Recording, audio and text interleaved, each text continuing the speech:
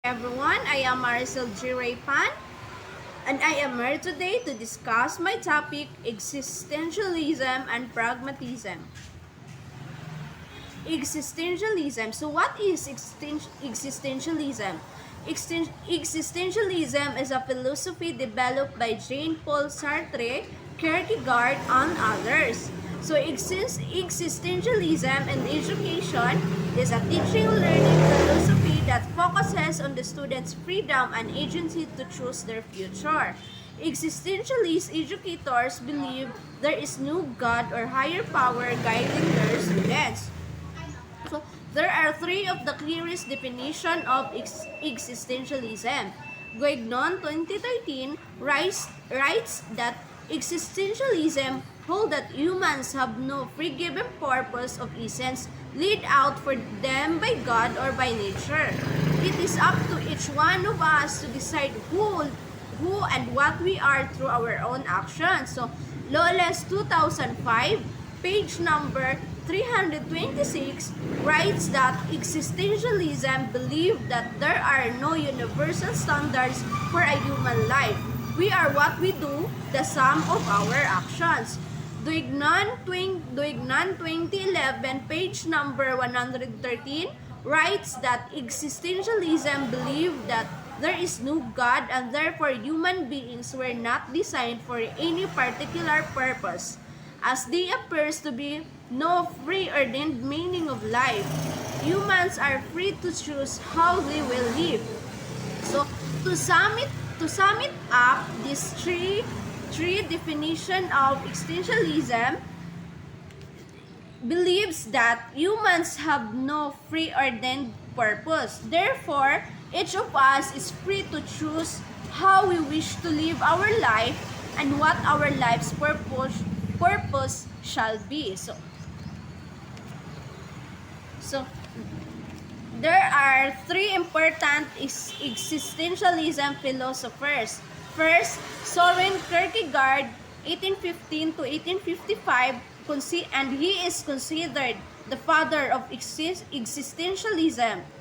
There was three ways Kierkegaard influenced existentialism through: one, rejections of religion, organized religion; two, free will; three, despair and anxiety.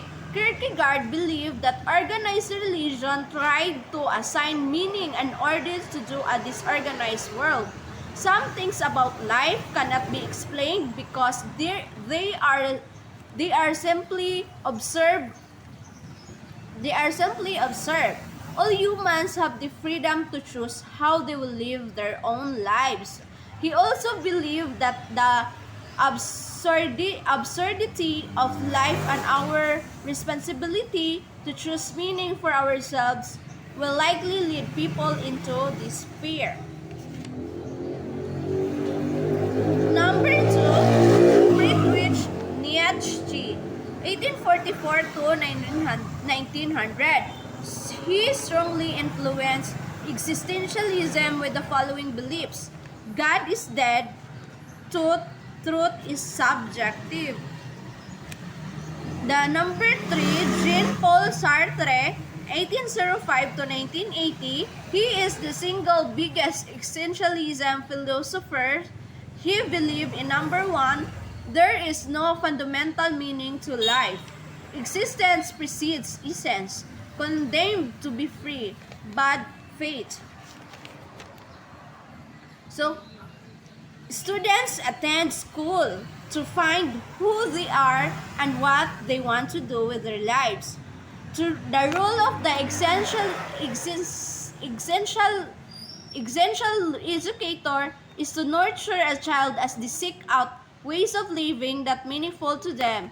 Each child may find meaning in different activities. So, students may make decisions in the classroom that leads to negative consequences. The existentialist educator should show students how decisions they made led them to the result.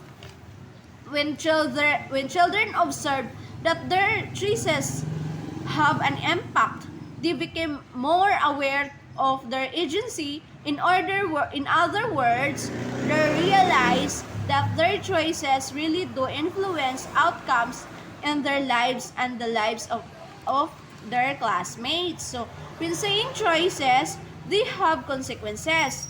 I am not referring to punishments from teachers. Rather, I am referring to the fact that teachers can point out the students that what just happened in the classroom, whether it is good or bad, was the fact or a result of a choices they made earlier in that day.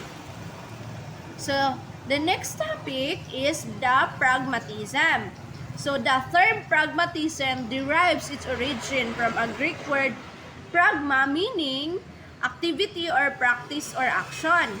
As action gets priority over true pragmatism is also known as expenditure, which believes in practicality or utility depending upon the truth, reality, goodness or badness, which are all relative terms and are not predetermined or absolute.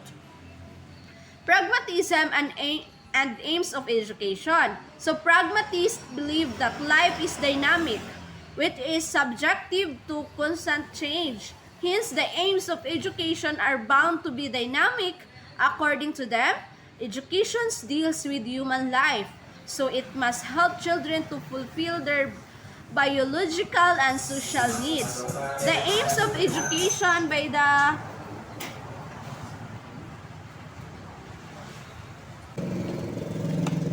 The aims of education as formulated by the pragmatists are the following: to create new values, to enable pupils to gather experiences through activity, to help the pupil to adjust with him and the society, to help the pupil to reconstruct his experience, to make all-around development of the pupil. So, pragmatism and curriculum. 1. Principle of unity, principle of interest, principle of experience, and principle of integration. So, the practical outlook and utilitarian philosophy of pragmatism has tremendously influenced the education system in the present world. The study has found that the activity-based teaching and learning methods have turned the educational process to become purposeful. It has certainly infused a sense of reality education. This experimental character of education enunciates the values in a child through his ideas. Pragmatism makes him optimistic, energetic, and active. According to pragmatism, education is not the dynamic side of philosophy. As advocated by the idealist, it is the philosophy which emerged from an educational practice. Every individual has a social self, and he can be best developed in an or through society. Thus, we can conclude by saying that pragmatism has brought democracy in education. The students learn the technique of managing their own responsibility, which would be prepared them to face the different challenges in life. It makes a man socially efficient. He can determine his goals according to his needs and interests. And that's all for today. Thank you and God bless everyone.